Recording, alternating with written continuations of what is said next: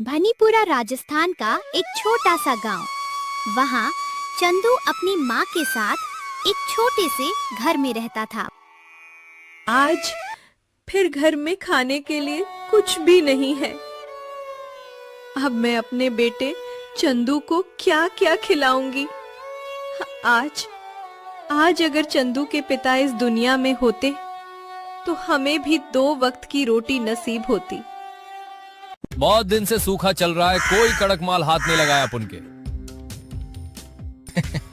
उस्ताद, मैंने सुना है वो भनीपुरा गांव का जो जंगल है ना, उधर बहुत सारे जानवर लोग घूम रहे हैं। अगर वो सब अपने हाथ लग गए ना तो अपन लोग एकदम माला माल हो जाएंगे उस्ताद, माला माल।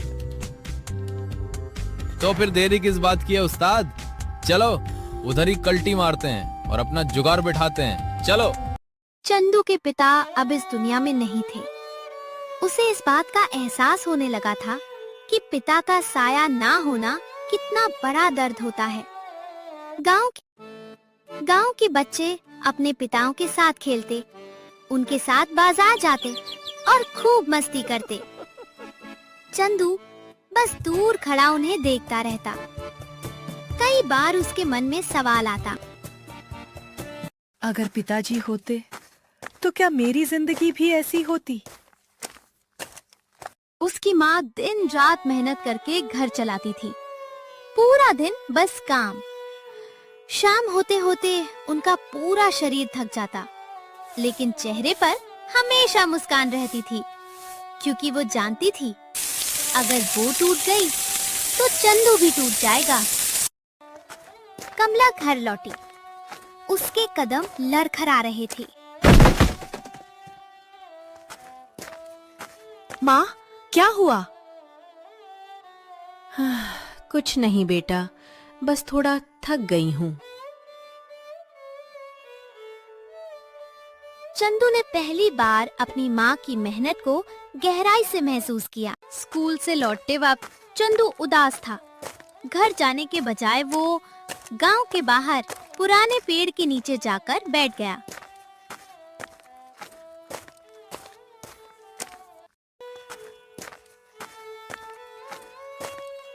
चंदू अकेले पेड़ के नीचे रो रहा था। तभी एक चिड़िया उसके पास आई। चंदू ने आंसू पूछे। वो चिड़िया उसे देख रही थी, जैसे कह रही हो, तुम अकेले नहीं हो। चंदू की आंखों में आंसू थे, लेकिन दिल में एक अजीब सा सुकून भी।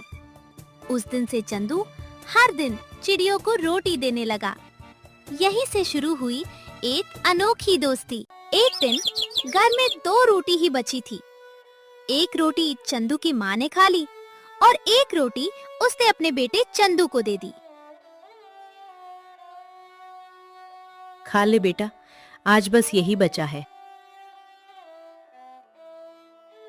चंदू ने रोटी ली और फिर उसे 2 हिस्सों में तोड़ दिया। माँ ने पूछा, ये क्या कर रहा है? चंदू ने मासूमियत से कहा, एक हिस्सा मैं खाऊंगा और एक मेरे दोस्तों के लिए। ये सुनकर उसकी माँ की आंखों में आंसू आ गए। उसे अपने बेटे पर गर्व हुआ। मेरा बेटा अब समझदार हो गया है। पेड़ के नीचे चंदू ने रोटी के छोटे छोटे टुकड़े रख दिए। चिड़िया चारों तरफ से आ गईं। चंदू पहली बार खुलकर हंसा। उसे लगने लगा शायद दुनिया इतनी भी बुरी नहीं है।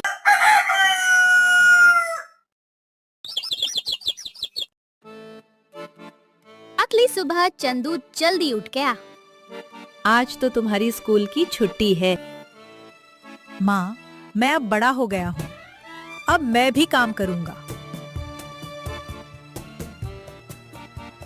चंदू की माँ ने बहुत कोशिश की उसे रोकने की, लेकिन चंदू नहीं माना।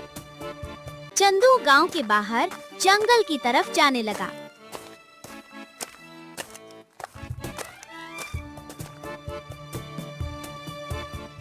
उसे एक आम का पेड़ नजर आया। फिर उसने पेड़ से आम तोड़े और गांव में बेचने लगा। सो के 2 किलो आ जाओ, ऐसा माल नहीं मिलेगा। सो के 2 किलो आ जाओ, ऐसा माल नहीं मिलेगा।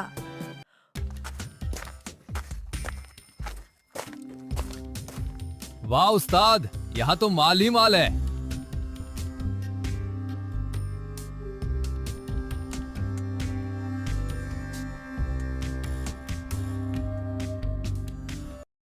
चंदू जंगल से आम लेके आ रहा था। रास्ते में उसे जानवर भागते हुए नजर आए और उनके पीछे शिकारी आ रहे थे जो उन्हें पकड़ रहे थे।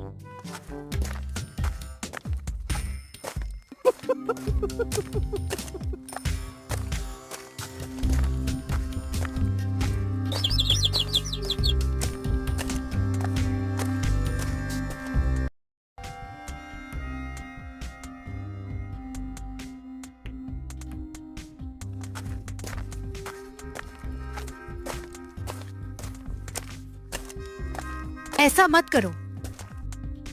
ए छोटू, ज्यादा हीरो मत बन, समझा क्या? हमारे धंधे में टांग अड़ाने की कोशिश भी मत करना, वरना इन जानवरों के साथ तुझे भी उठाकर ले जाएंगे। अगर अपनी जान प्यारी है ना तो चुपचाप यहाँ से निकल ले, भाग जा, वरना तेरे लिए अच्छा नहीं होगा, समझा क्या?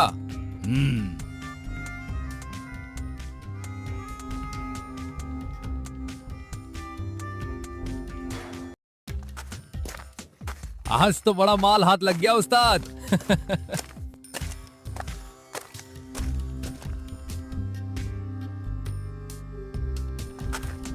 चंदू घर की तरफ जाने लगा।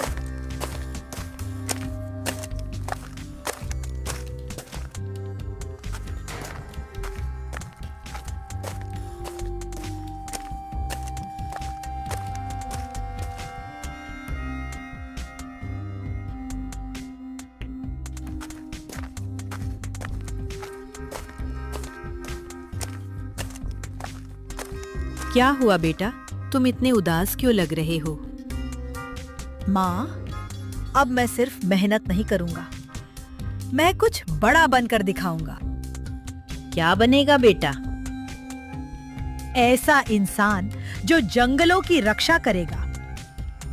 चंदू अब काम के साथ पढ़ाई भी करने लगा, क्योंकि अब उसके अंदर सिर्फ सपना नहीं था, एक मकसद था।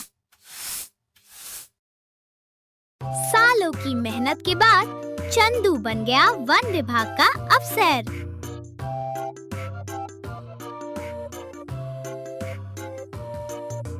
दोस्तों, ये कहानी सिर्फ चंदू की नहीं है, ये हर उस इंसान की कहानी है जो गरीबी में पैदा हुआ है, लेकिन हार मानने को तैयार नहीं। याद रखिए, हालात चाहे कितने भी मुश्किल हो, अगर इरादा मजबूत हो तो किस्मत भी बदल जाती है। गरीबी आपकी शुरुआत हो सकती है, लेकिन आपकी मंजिल नहीं।